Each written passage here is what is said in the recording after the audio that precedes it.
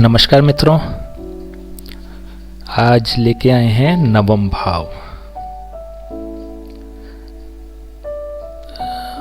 पहले हमने चर्चा कर चुके हैं 1 से लेके 8 भावों तक की। आज बारी है नवम भाव की, 9th house. 9th house means ये जन्म पत्री, लग्न और लग्न से 7, 8, 9th। 9th हाउस भाग्य को दर्शाता है।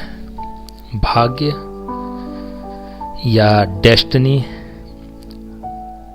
है ना, इसको धर्म का भाव भी कहा जाता है। देखिए, नवम भाव वो बहुत लंबा नहीं चलेगा, क्योंकि जब शास्त्रों में देखते हैं ना, तो शास्त्रों में या लिटरेचर जो है हमारे ना, वहाँ पर केवल इसकी व्याख्या इसी रूप में की गई है कि ये भाग्य भाव है, भाग्य का स्थान है। भाग्य के स्थान से क्या मतलब हो गया? भाग्य क्या होता है? भाग्य की परिभाषा ये है कि जो आपने अच्छे बुरे कर्म किए हैं लास्ट में, है ना, पूर्व जन्मों में, इस जन्म में, जन्म जन्मांतर में जितने भी आपने अच्छे बुरे कर्म किए हैं, अच्छे या बुरे दोनों, है ना, वो जो भी कर्म किए हैं उसका लेखा जोखा, उसका आउटपुट 9th हाउस है। इस जन्म में या अगले जन्म, पिछले जन्म में, है ना, लास्ट जन्मों में या इस जन्म में। जैसे लास्ट जन्म फर्स्ट हाउस पिछले जन्म को लेके आता है, जिसके जो निर्धारण करता है हमारे इस जन्म का। तो इस जन्म में हमारी जन्मपत्री का लग्न, ये जिसकी जन्मपत्री देखी जा रही है वो ये व्यक्ति प्रथम भाव, प्रथम भाव से नवम भाव, ठीक है। या दूसरी तरह से भी देख सकते हैं इसको, अगर इसको सैद्धांतिक रूप से देखते हैं तो सैद्धांतिक रूप से कैसे देखेंगे? इस व्यक्ति के कर्म, 3rd हाउस, ठीक है। देखिए, ये एक शिशु के रूप में जन्म लिया, एक नवजात शिशु के रूप में जन्म लिया इस व्यक्ति ने। तो तब भी इसके जो डायरेक्टली कर्म हैं वो तो 3rd हाउस ही है, और इस जन्म में भी जो इसके एक्शन हैं वो 3rd हाउस ही है। तो पहले भी एपिसोड में बड़े विस्तार से आपको बताया गया कि इसके ठीक सामने वाला इसका दृष्टा है, ठीक है। इसका 3rd हाउस का आउटपुट 9th हाउस है। आपने अच्छा किया या खराब किया, उसका रिएक्शन 9th हाउस है, इसलिए इसको भाग्य भाव कहा जाता है। भाग्य से सीधा मतलब पॉजिटिव ना माना जाए, है ना। भाग्य से सीधा मतलब जो है वो है रिएक्शन का, आउटपुट का, ठीक है, रिजल्ट्स का। जो रिजल्ट्स बेसिकली आए हैं, ओके, तो वो 9th हाउस है, इसलिए इसको कहते हैं भाग्य स्थान, भाग्य भाव, है ना। लिटरेचर में इसको धर्म का भाव भी कहा जाता है, भाग्य भाव या धर्म भाव। इससे क्या पता चलता है? देखिए, इससे 2 तरह की चीज़ें पता चलती हैं। एक तो पूरे लाइफ में आपका जो जीवन होगा, लाइफ लिविंग होगी, वो किस तरह की होगी, एक। दूसरा, आपके व्यक्तित्व का आईना, जैसे कर्म आप कर रहे हैं, जैसे आपने कर्म किए हैं, उसका मिरर जो है, आईना जो है, वो 9th हाउस है। तो आपके व्यक्तित्व को भी परिभाषित करेगा ये अगर अच्छा है तो वो व्यक्ति विश्वसनीय होगा, अगर अच्छा नहीं है तो व्यक्ति विश्वसनीय नहीं होगा। उसका नेचर, उसका स्वभाव, उसकी प्रवृत्ति, उसका दृष्टिकोण, है ना, बेसिकली धार्मिक दृष्टिकोण तो लेते ही हैं इसमें, है ना, तो उसका आईना है। तो आपकी लाइफ लिविंग किस तरह की रहेगी वो 9th हाउस रिप्रेजेंट करता है, पहली बात। दूसरी बात ये धर्म का भाव कहा जाता है। तो व्यक्ति के जो कर्म संचित हो रहे हैं, जैसा करोगे वैसा भोगोगे, जैसा बोओगे वैसा काटोगे। तो जो भी हम कर्म कर रहे हैं, उसका दृष्टा कौन बन रहा है? उसका दृष्टा बनना है 9th हाउस। तो जो भी आप यहाँ भी कर्म करते जा रहे हैं वो यहाँ पे संचित हो रहे हैं, पहले बताया गया था, जब 5th हाउस की बात चली थी तो बताया गया था कि धार्मिक ग्रंथों में या हमारे लिटरेचर में या हमारे स्कॉलर्स जो कहते हैं, वो कहते हैं कि हमारे जो कर्म हैं वो 3 प्रकार के कर्म हैं। एक संचित कर्म है, एक प्रारब्ध कर्म है और एक क्रिमांड कर्म है। ठीक है, तो संचित कर्म, क्रिमांड कर्म और प्रारब्ध कर्म, तीनों भाव का जो लेखा जोखा है वो 9th हाउस के पास में है, चाहे इस जन्म में हो या पूर्व जन्म में हो। ठीक है, या जो हम आगे रिएक्शन करेंगे, है ना, तो उसका जो भी आउटपुट आएगा वो हमारे 9th हाउस से आएगा, अच्छे या बुरे कर्मों का। तो ये है धर्म भाव। धर्म क्या होता है? धर्म न्यायप्रिय होता है ना। ये कोई कोर्ट या कचहरी नहीं है। ये कचहरी थोड़ा ना है कि आपने जैसे गवाह खड़े कर दिए वैसे आपके पक्ष में हो गया, या गवाह कमजोर रह गए तो आपको न्याय नहीं मिला। यहाँ न्याय मिलता है क्योंकि जस्टिफाइड आप नहीं करते, है ना, गवाह लाने की ज़रूरत नहीं है। ठीक है ना, तो जो भी आप कर रहे हैं उसका लेखा जोखा 9th हाउस के पास है तो वो रिएक्ट कर देगा। देखिए बहुत शॉर्ट डेफिनेशन है इसकी, इसको समझना बड़ा आसान है और बहुत सूक्ष्म इसका विवेचन है ना। तो बेसिकली ये है 9th हाउस, इसलिए कहते हैं धर्म का भाव। धर्म का भाव क्या कि जो भी आप अच्छे कर्म करेंगे वो यहाँ पे संचित हो जाएंगे। तो व्यक्ति जो अपने आगने वाले समय के लिए जो कर्म भी करता है या निर्धारित करता है, जैसे उपाय, देखिए उपाय हम कराते हैं, तो उपाय हम कराते हैं, ज्योतिषी उपाय बड़े काम करते हैं, है ना।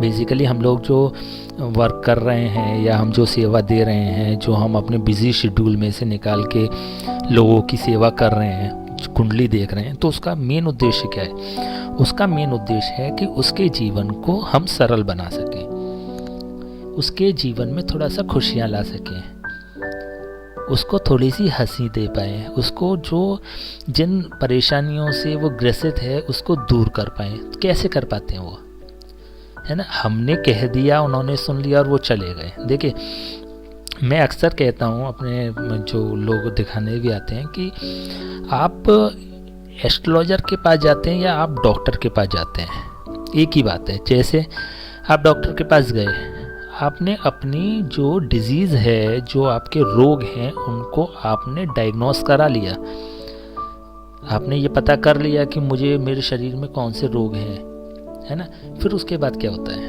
फिर उसके बाद कहते हैं कि डॉक्टर साहब इलाज करें, है ना, दवाई तो लिख दें कम से कम, है ना। दवाई लिख दें से मतलब दवाई लेंगे और खाएंगे और स्वस्थ हो जाएंगे। तो डॉक्टर का बैठना या डॉक्टर को सेवा देने का भी मतलब क्या होता है कि वो उसकी बीमारी को दूर कर पाए।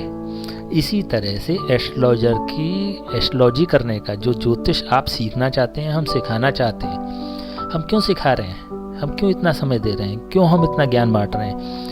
हमारा उद्देश्य है कि जो हमारे पास है वो समाज में पहुँचे, जिससे कि समाज का कल्याण हो पाए। ये हमारा जो उद्देश्य रहा इसको शुरू करने का, इस क्लासेस को शुरू करने का हमारा एक प्रथम उद्देश्य यही था कि हम अपनी नॉलेज को, अपने ज्ञान को समाज में दे सकें। यह हमें साथ नहीं लेके जाना है ना। साथ ले जाके किसी का कल्याण नहीं होने वाला, ना हमारा कल्याण हो रहा है ना समाज का कल्याण होगा। और देखिए वास्तविकता क्या है, ये आपके कल्याण के लिए भी नहीं है। जो आप देख रहे हैं, जो आप समझ रहे हैं, जो आप ज्ञान प्राप्त कर रहे हैं, है ना, ये आपके लिए भी नहीं है, ये समाज के लिए है। आप नहीं दिखा सकते क्या? आप किसी भी एस्ट्रोलॉजर पे जाएं, 100 रुपये, 200 रुपये, 500 रुपये, 1100 रुपये, 5100 रुपये, 11,000 रुपये, हर तरह की फीस वाले एस्ट्रोलॉजर्स मौजूद हैं समाज में, है ना। तो अगर जिज्ञासा आपको है, तो अगर आप वास्तव में केवल अपनी कुंडली देखने के लिए इतनी मेहनत कर रहे हैं, तो मुझे नहीं लगता है कि ये न्याय संगत है ना। कहीं ना कहीं जो भाव हैं वो समाज कल्याण के लिए भी हैं। समाज कल्याण से अपना कुछ कल्याण हो जाए, हो सकता है ये भी भाव हो, है ना, एक सोर्स ऑफ इनकम मिल जाए, कोई बुराई नहीं है। देखिए, अगर आप ईमानदारी से अपना कर्म करते हैं और उसके बदले में आप फीस भी लेते हैं, तो मुझे नहीं लगता है कि वो किसी भी दृष्टि से गलत है। हम खुद लेते हैं, हम खुद ये कर्म करते हैं, है ना, तो इसमें कोई बुराई नहीं है। लेकिन फिर भी आपको अपने कर्म के प्रति ईमानदार होना चाहिए, है ना। ये सबसे बड़ी बात है कि आप अपने कर्म के प्रति कितने ईमानदार हैं। आप कुंडली तो देख रहे हैं, लेकिन ईमानदारी से, ठीक है ना।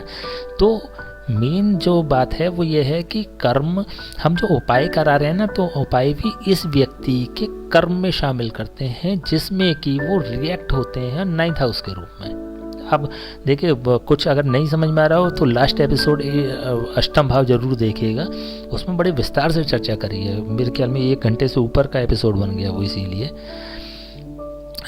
क्योंकि बहुत विस्तृत चर्चा हुई इसके बारे में। तो 3rd हाउस का जो आईना है वो 9th हाउस है। 3rd हाउस का दृष्टा बनता है। दृष्टा, देखिए हम बार बार बात कर रहे हैं दृष्टा। दृष्टा से क्या मतलब है? जब हम पूजा करते हैं ना, धार्मिक कृत्य करते हैं, धार्मिक कर्म करते हैं, तो आपने अक्सर देखा होगा कि जब हम पूजा पाठ करते हैं उससे पहले एक दीप प्रज्वलित कराया जाता है ना। अगर दीप जलाना संभव नहीं होता है तो जल का पात्र रखा जाता है ना। क्यों होता है ऐसा? ये एक पूजा करने का एक नियम है। नियम इसलिए है क्योंकि जब हम ग्रंथों को पढ़ते हैं ना, तो ग्रंथों में एक चीज़ बड़ी स्पष्ट लिखी हुई है कि हमें दृष्टा बनाना होता है। आप कोई धार्मिक कृत्य करने वाले हैं, पूजा करने वाले हैं, जब पूजा पे बैठते हैं, आसन जमाते हैं और पूजा स्टार्ट करते हैं, उससे पहले आप जब पानी के पात्र को रखते हैं तो क्षिति जल पावक गगन समीरा, है ना, पंच रचत यह अधम शरीर। श्री रामचरितमानस जी में ये चौपाई है। हमारा जो शरीर है वो 5 तत्वों से मिलके बना हुआ है, पृथ्वी जल आकाश अग्नि। अग्नि, पृथ्वी, आकाश, जल और वायु, इन 5 तत्वों से मिलके हमारा शरीर बना है। तो इसमें 5 तत्वों में से किसी तत्व को हमें साक्षी बनाना होता है। साक्षी बनाना होता है। साक्षी शब्द जो आता है, साक्षी बनाते हैं तो वो जो हम कर्म कर रहे हैं वो एक तरह से एक रिकॉर्डिंग में आता है, एक सेविंग में आता है, ठीक है। तो उसमें दीप प्रज्वलित करके अग्नि को साक्षी बना लिया जाता है, जल के द्वारा जल को साक्षी बना लिया जाता है, हवा को तो हम पकड़ नहीं सकते, ठीक है ना। तो आकाश को हम एग्जिस्टेंस तो है लेकिन उसको साकार रूप नहीं दे सकते, हवा को और आकाश को और पृथ्वी को, ठीक है ना। तो 2 महत्वपूर्ण चीज़ें बचती हैं जो अग्नि है और जल है। इनमें से किसी को साक्षी बना लिया जाता है। तो इसी तरह से जो दृष्टा की हम बात कर रहे हैं ना, तो ये एक तरह से 3rd हाउस के सापेक्ष ये सामने बैठा हुआ ये इसका साक्षी बनता है। 9th हाउस आपके कर्मों का साक्षी बनता है। तो जब हम उपाय भी कराते हैं ना, तो उपाय सीधे सीधे साक्षी बनता है 9th हाउस, भाग्य भाव, और ये जब रिएक्ट करता है तो उसकी लाइफ को सरल बना देता है, ठीक है ना। ओके, जैसे दवाई होती है, दवाई क्या करती है? दवाई कुछ क्रिएट नहीं करती है, वो केवल जो हमारे शरीर में जो तत्व हैं, जितने भी तत्व हैं उनमें से बीमारी की क्या सूचना होती है? बीमारी की सूचना होती है कोई तत्व की अधिकता हो जाती है, किसी तत्व की कमी हो जाती है, जिसके कारण जो हमारी जो बॉडी के अंदर जो ऑर्गेन्स हैं वो डिसबैलेंस हो जाते हैं, या उनमें थोड़ी सी कमी या अधिकता हो जाती है, या फिर कुछ प्रॉब्लम क्रिएट होने लगती है जब इनकी अधिकता या कमी होती है ना। तो ये दवा क्या करती है कि उस कंटेंट्स को, उस तत्व को बढ़ाती है या घटाती है ना। बॉडी खुद फाइट करती है, ठीक है ना। इसी तरह से ये जब हम कर्म करते हैं तो वो जब रिएक्ट करते हैं तो वो इन्हीं में से किसी की पॉजिटिविटी को बढ़ा देते हैं, किसी की को कम कर देते हैं, तो हमारा जीवन सरल हो जाता है ना। तो ये एक साइंटिफिक लॉजिक है, मतलब एस्ट्रोलॉजिकली लॉजिक है। तो ये 9th हाउस का एक वर्किंग है। तो इसी तरह से 9th हाउस देखा जाता है। तो केवल परिभाषा की भी बात आए तो केवल इतनी सी परिभाषा है इसकी, बाकी बहुत लंबा चौड़ा इसमें तत्व नहीं है कि जानने के लिए। चलिए फिर भी कुछ चीज़ों की और चर्चा करते हैं, है ना। तो धार्मिक कृत्य जो भी होते हैं, धार्मिक कर्म जो भी होते हैं, उसको जो संचय करने का काम करता है वो 9th हाउस करता है। आपके गुरुदेव जो होते हैं उसका कारक 9th हाउस है। धार्मिक गुरु का, टीचर नहीं, धार्मिक गुरु का जो कारक है वो 9th हाउस है। ठीक है। शुभ कर्मों का कारक 9th हाउस है। पूर्व में किए गए कार्यों को भाग्य के रूप में जो रिप्रेजेंट करता है वो 9th हाउस है। ठीक है। पुत्र के पुत्र यानी पुत्र के पुत्र, पंचम से पंचम भावाद भावम वाला नियम अगर लगाएं तो पंचम से पंचम मतलब देखिए भावाद भावम का नियम अगर लगाएंगे तो एक अलग बात होगी, 5th हाउस वाला लगाएंगे तो अलग बात होगी। 5th हाउस से लगाएंगे तो 1 2 3 4 5 पुत्र का पुत्र है केवल ये सामान्य रूप से, लेकिन जब यहाँ से लगाएंगे, है ना, तो भावाद भावन का नियम लगाएंगे तो पौत्र बनता है। तो पूत से पौत्र ज़्यादा प्यारा होता है। कुछ लोग ऐसे भी कहते हैं कि मूल से ब्याज ज़्यादा प्यारी होती है ना। इसी दृष्टि से कहा जाता है। जब पौत्र प्रेम की बात आती है, अपने पौत्र के प्रेम की बात आती है, तो अक्सर बुजुर्ग कह दिया करते हैं कि भैया मूल से ब्याज ज़्यादा प्यारी होती है। तो एक व्यक्ति के लिए उसके पुत्र से भी ज़्यादा मोह जो होता है या प्यार जो होता है, वो दुलार जो होता है, वो पौत्र को होता है। पिता को तो खूब पीटता है, पिता तो खूब पीटता है पुत्र को, है ना, रोज 2-4 पढ़ते हैं, लेकिन पौत्र को तो खुद को क्या दूसरे को भी हाथ नहीं लगाने देता है ना। तो कहते हैं कि दादा दादी के प्यार में या नाना नानी के प्यार में बच्चे बिगड़ते हैं, है ना, लेकिन माता पिता के सानिध्य में सुधरते और बिगड़ते से सीधा मतलब यही है कि उनमें मार नहीं पड़ती। तो पौत्र का है ना। तो दोनों नियम बताए ना, ये भावाद भावन से देखें तो पौत्र बनता है, प्यारा पौत्र, और वैसे अगर देखें तो पिता पुत्र के रूप में माना जाता है, ये भी पौत्र है। ठीक है। दोनों में अंतर जो है वो मैंने आपको बताया। और क्या देखते हैं, देखिए वही जो मैंने बताया अभी, जैसे चर्चा जो चल रही है कि क्योंकि आपके कर्मों का लेखा जोखा इसमें है तो आपके व्यक्तित्व को भी ये रिप्रेजेंट करता है। तो किसी व्यक्ति के गुण होते हैं, करुणा होती है, दया होती है, मानसिक स्थिति होती है, कितना शुद्ध है वो शुद्धता होती है ना। और क्योंकि भाग्य को रिप्रेजेंट करता है तो इसलिए उसकी समृद्धि कितनी है। और एक शब्द आता है ग्रंथों में, सभागार का कारक होता है। सभागार क्या होता है, एक आपकी जो वो होती है ना, क्या कहते हैं उसको, पुराने ज़माने में राजा लगाते थे ना, महफिल नहीं, राज दरबार का कारक होगा। राज दरबार का कैसे, पंचम से पंचम भावाद भावम, पंचम से पंचम नवम, तो मंत्री का दरबार पंचम भाव, मंत्री की शानो शौकत नवम भाव, पंचम की शानो शौकत नवम भाव। ठीक है। तो ये दिखाता है। और देखिए पिछले जब पंचम की हमने चर्चा करी थी तो हमने एक बात कही थी कि ये अंत का कारक भी होता है। जब जॉब जाती है ना तो 10th से, क्योंकि अष्टम होता है ये, तो ये जॉब जाने का कारक होता है। लेकिन पंचम से पंचम जब भावाद भाव लगाते हैं तो ये नई चीज़ों का कारक होता है, न्यू बिगनर्स का कारक होता है, नई शुरुआत का कारक होता है। आप अगर ज्योतिष में नई शुरुआत कर रहे हैं तो आपका 9th हाउस एक्टिवेट होगा, इस समय हो गया होगा, है ना, तभी आप नई शुरुआत कर रहे हैं, है ना। तो 5th हाउस से 9th हाउस का डायरेक्ट रिलेशन है। देखिए कहा जाता है, एक बात कही जाती है कि every end is a new beginning, every sunset pave the path for a new day, है ना।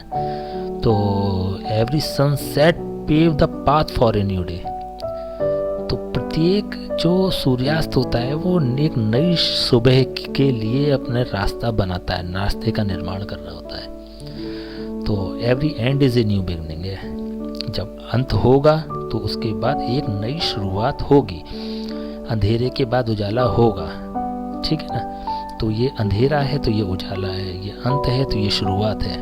पंचम से नवम का सीधा संबंध है, दोनों त्रिकोण भाव कहे जाते हैं, दोनों का एक दूसरे से बहुत गहरा संबंध है, पंचम से पंचम है नवम, है ना। तो डायरेक्ट रिलेशन है। पंचम पूर्ण नहीं होता जब तक कि नवम नहीं होता, ठीक है ना। पंचम के जितने भी कंटेंट्स हैं उसका सबका जो पूर्णता है वो नवम भाव है, ठीक है ना। तो पंचम से सीधा संबंध है इसका। और देखिए जो भी 3rd हाउस के फल हैं वो 9th हाउस के रूप में मिलेंगे, ठीक है ना। ये बड़ा स्पष्ट है और इसको बड़ा गांठ बांध के रख लीजिएगा कि ये तभी वर्क करेगा। आदमी कहता है भाग्यशाली क्या है, तो आप पूछिएगा तो नहीं, लेकिन एक सवाल ये उठता है कि आपने क्या बोया था जो आप उम्मीद करते हैं काटने की, ठीक है ना। बोया पेड़ बबूल का तो आम कहाँ से होए, है ना। तो बबूल का पेड़ अगर बोया है तो आम के वृक्ष नहीं रहेंगे, ओके। तो सीधी सी बात यह है कि अगर व्यक्ति अपने भाग्य को जानना चाहता है तो उसके कर्म को पहले आपको लेखा जोखा देखना पड़ेगा, तभी भाग्य सही होगा। देखिए एक अक्सर आपने बचपन में देखा होगा, सुना होगा माता पिता से या बड़े बुजुर्गों से कि कभी कोई भिक्षुक आ जाता है दरबार पे, कोई साधु संत महात्मा आ जाते हैं, कोई व्यक्ति अगर किसी उम्मीद के साथ आपके दरवाजे आता है तो कहते हैं कि बच्चे से दिलवाओ, बच्चों को आदत होनी चाहिए देने की। तो बच्चों से दिलवाने का मतलब सीधा सा क्या होता है कि देखिए पहले जो चीज़ें चलती थी एस्ट्रोलॉजिकली चलती थी, सारी चीज़ें एस्ट्रोलॉजिकली चलती थी, क्योंकि ना हम लोगों की जो पूर्वज है ना उनकी नसों में या उनके खून में थी ज्योतिष, या ज्योतिष की चीज़ें या फिर ज्योतिष के सिद्धांत। तो इसको करने से, बच्चों के कराने से मतलब क्या था, तो उनका 9th हाउस एक्टिवेट करना होता था, है ना। बच्चों से जब दान कराते हैं तो उनका 9th हाउस एक्टिवेट होता है। तो आपको भी अगर अपना 9th हाउस एक्टिवेट करना है तो दान करना शुरू करें, है ना। ज़रूरतमंद की मदद करें, दान करें, ठीक है ना। तो 9th हाउस एक्टिवेट होगा। तो इसको चलिए, इसका जो बेसिक राशि है इसकी 9th हाउस की वो धनु राशि है, जिसका कि स्वामी गुरु होता है। और 9th हाउस का कारक ग्रह भी जो होता है वो भी गुरु होता है। जब कारक पढ़ेंगे तो विस्तार से चर्चा करेंगे। और महत्वपूर्ण चीज़ होती है कारक, पिछली कुछ क्लासेस में हमने बताया भी है कारक कहाँ पर यूज़ होगा, है ना। बार बार चर्चा नहीं करेंगे क्योंकि अभी टॉपिक नहीं है उसका। तो 9th हाउस का कारक गुरु हो गया। और क्या होता है, देखिए एक कन्फ्यूज़न है, बहुत बड़ा कन्फ्यूज़न है। कन्फ्यूज़न क्या है, मतांतर है, मतों का अंतर है। कुछ लोग जो ज्योतिष के जो जानकार हैं या ज्योतिष के सिद्धांत करने वाले हैं या कुछ लिटरेचर हैं, उसमें 9th हाउस को पिता का कारक माना गया है। 9th हाउस, जैसे हम 10th हाउस बार बार कह रहे हैं ना, वो 9th हाउस कहते हैं। जैसे साउथ की जो भी ज्योतिष है साउथ इंडिया में, वो 9th हाउस लेके चलते हैं पिता के कारक को, और नॉर्थ साइड में दशम भाव को मानते हैं। 9th हाउस क्या है कि देखिए ये अपना अपना एक अनुभव है, हम ये नहीं कह सकते कि ये 9th हाउस को नहीं मानना चाहिए कि 10th हाउस को, या 10th हाउस को नहीं 9th हाउस को। ये अपना अपना एक अनुभव है। हमने जो देखा जो पाया, हमने 10th हाउस को पाया, इसलिए हम 10th हाउस देख लेते हैं। कुछ लोग 9th हाउस को देखते हैं, है ना, तो उनके लिए वो अनुभव ज़्यादा अच्छा है। लेकिन इन दोनों ही चीज़ों में एक मैं थोड़ा सा आपको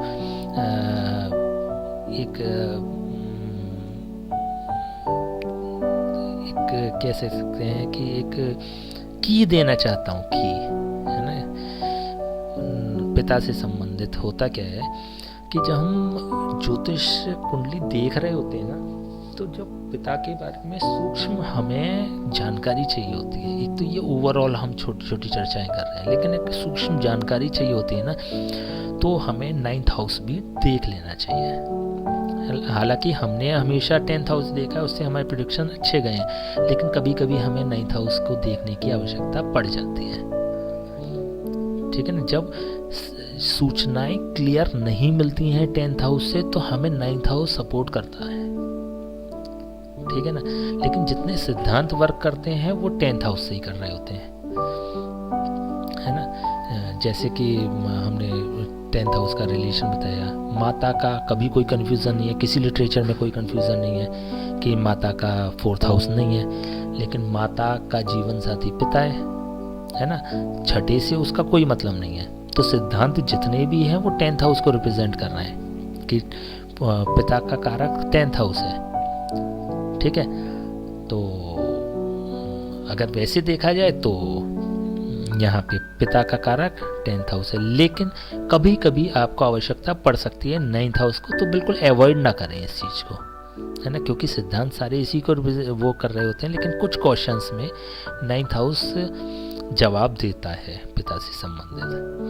तो ये थोड़ा कंफ्यूजन है, तो किसी से लड़ाई झगड़ा करने की आवश्यकता नहीं है कि 9th हाउस होता है या 10th हाउस होता है।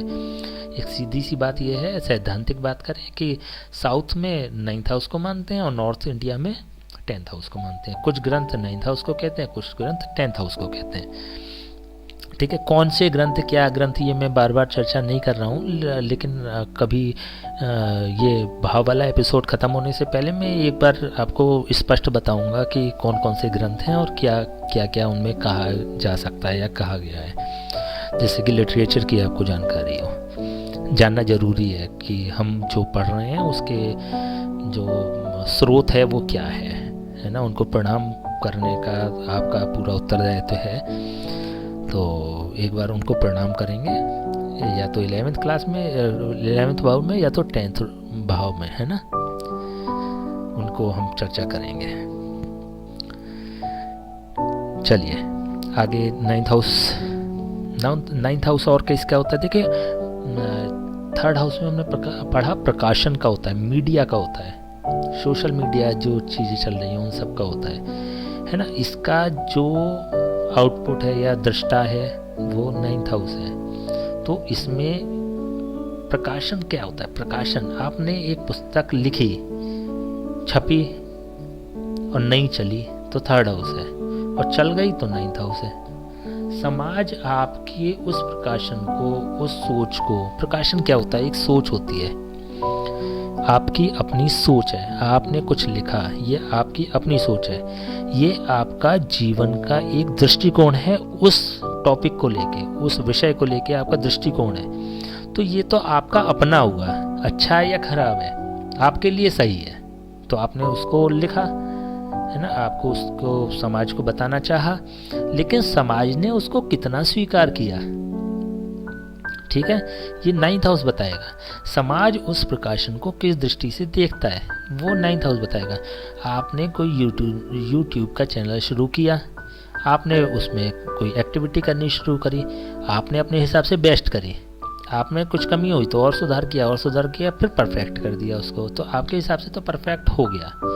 लेकिन जो आपने अच्छा किया, जो आपने ख़राब किया, जो आपने बहुत ख़राब किया या उससे भी ज़्यादा ख़राब किया या ज़रूरत से ज़्यादा अच्छा किया, कुछ भी किया, उसको इस समाज ने किस दृष्टि से देखा। ये समाज का घर नहीं है, ये बार बार ये जो कैलकुलेट कर रहे हैं ना, ये किसका है, इस भाव के प्रति 7th हाउस जो होता है वो साक्षी होता है। आपको एपिसोड नंबर 8 देखना पड़ेगा, अष्टम भाव वाला एपिसोड देखना पड़ेगा आपको, ठीक है ना। एपिसोड 8 से मतलब ये हो गया कि एपिसोड 8 का पार्ट 8 देखना पड़ेगा, जिसमें हमने विस्तार से चर्चा करी कि 3rd हाउस का दृष्टा बना ये, ठीक है, साक्षी बना।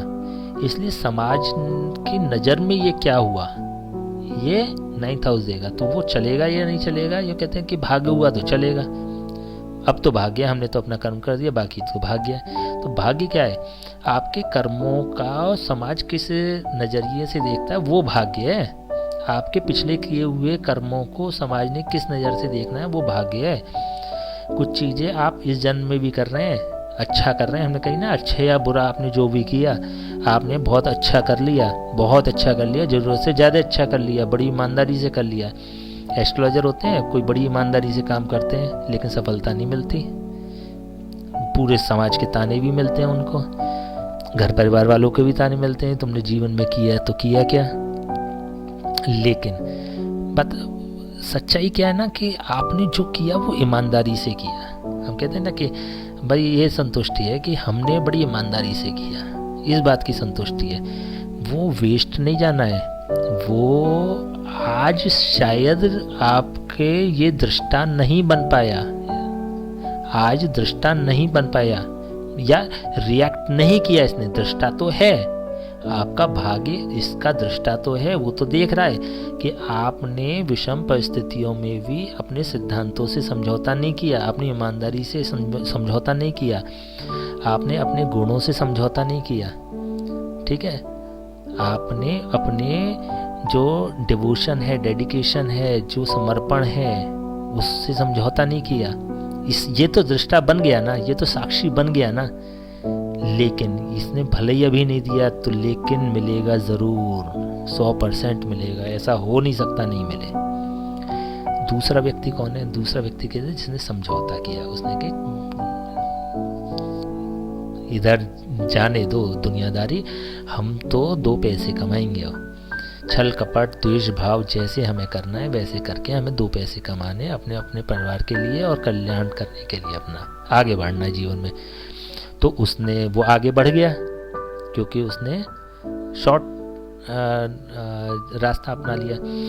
लेकिन भले ही समाज ने, देखिए 9th हाउस की बात नहीं है, देखिए कंफ्यूज होने की आवश्यकता नहीं है, यहाँ पे 2 बातें हो रही हैं। पहली बात तो 3rd हाउस का दृष्टा उसका 7th हाउस हुआ, कर्मों का दृष्टा उसका 7th हाउस हुआ, एक बात हुई।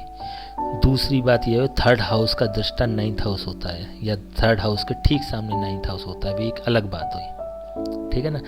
तो यहाँ पे 3rd हाउस में जो दृष्टा बना उसका 7th हाउस तो बन गया, ये वाला भाव तो बन गया दृष्टा। लेकिन इसने किस रूप में दृष्टा बना कि भैया जो कमाया है वो कमाया है, लेकिन बहुत छल कपट और बेईमानी के साथ कमाया है इस व्यक्ति ने, ठीक है ना। तो इसका दंड तो इसको मिल जाएगा, अभी मिले 4 दिन बाद मिले, जब ये एक्टिवेट होगा तब कर देगा, है ना। लेकिन समाज ने तो इस नज़रिए से इसको देख लिया ना, लेकिन अभी 9th हाउस एक्टिवेट नहीं हुआ। जब 9th हाउस एक्टिवेट होगा ना तो अच्छे या बुरे कर्मों का फल देगा फिर ये। आई थिंक बहुत कंफ्यूजिंग है और लेकिन समझ में आ गया होगा आपकी, आई थिंक सो।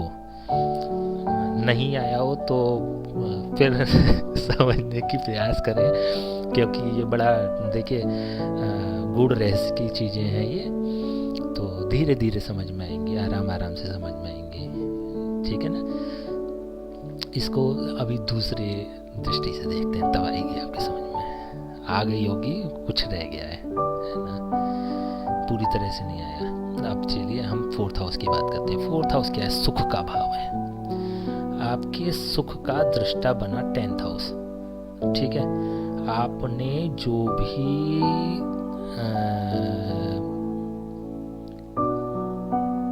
मान लीजिए आपने एक गाड़ी ली, 4th हाउस गाड़ी का कारक है, आपने अपने हिसाब से खूब अच्छी गाड़ी ली, समाज ने उसको किस तरह से देखा। मान लीजिए आपने एक सस्ती गाड़ी ली, छोटी गाड़ी ली, है ना, आप पे व्यवस्था नहीं थी पैसे की तो आपने छोटी ले ली। तो समाज ने उसको किस दृष्टि से देखा?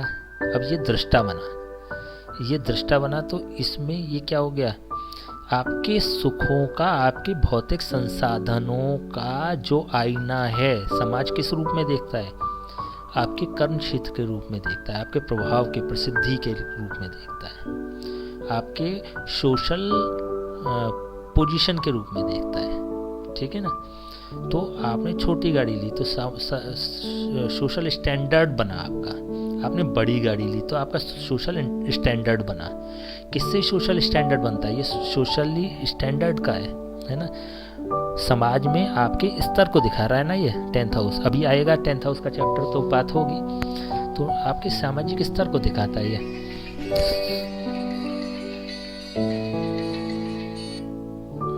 ठीक है ना?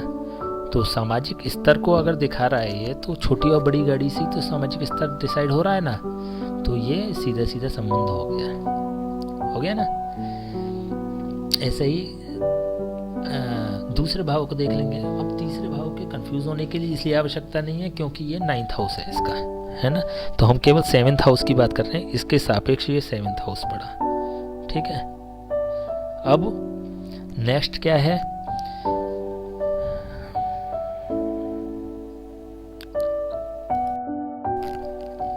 ठीक है ना। तो मुझे लगता है कि अब समझ में आ गया होगा। देखिए शास्त्रों में एक बड़ा अच्छा श्लोक दिया हुआ है कि अवश्य में भोक्तव्यम कृतम कर्म शुभाशुभम, अवश्य में भोक्तव्यम कृतम कर्म शुभाशुभम, ना भुक्तम क्षीयते कर्म कल्प कोटि शतेरपि।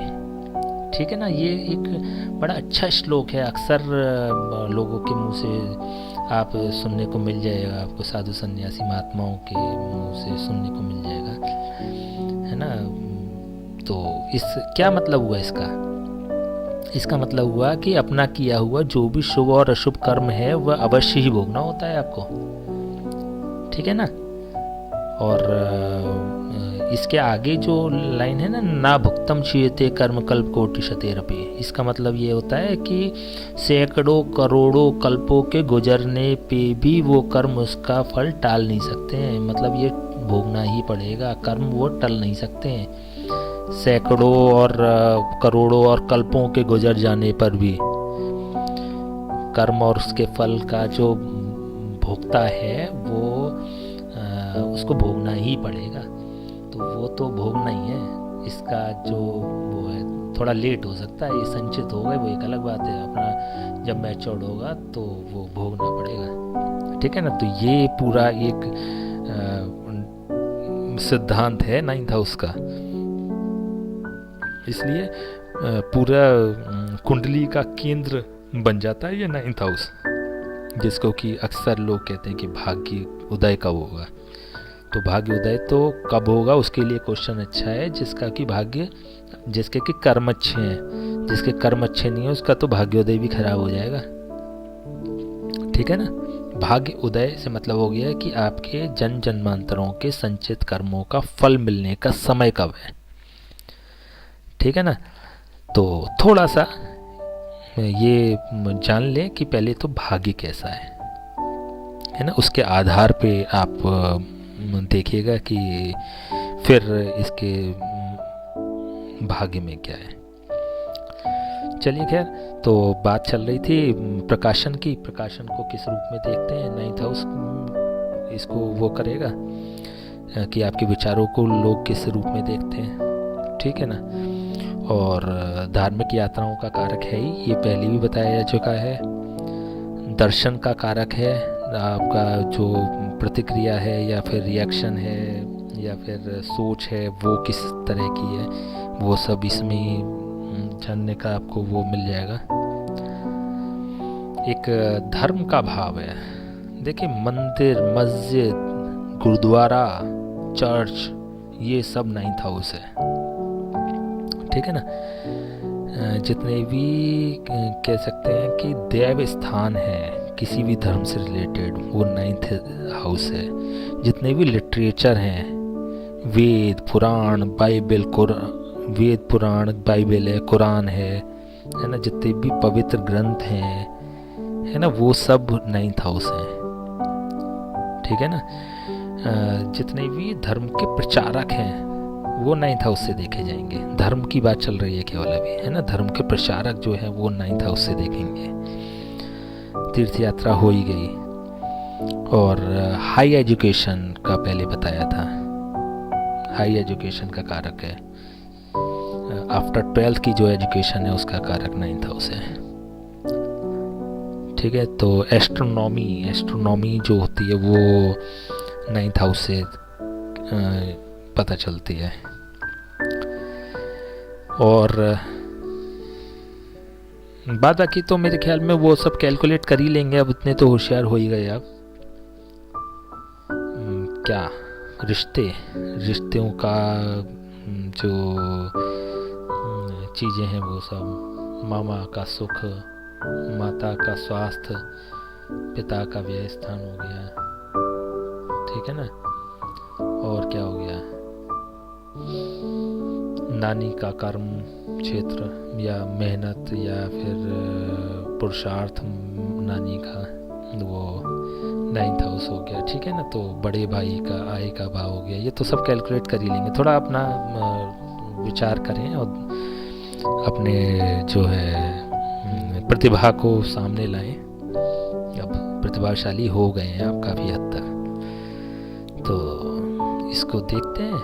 और 9th हाउस के बारे में मेरे ख्याल में बहुत डीप चर्चा हो गई, तो मुझे नहीं लगता है कि अब किसी तरह का कन्फ्यूज़न आपके मन में क्रिएट होगा। तो बस आगे चर्चा करेंगे 10th हाउस की। ठीक है, ओके, नमस्कार।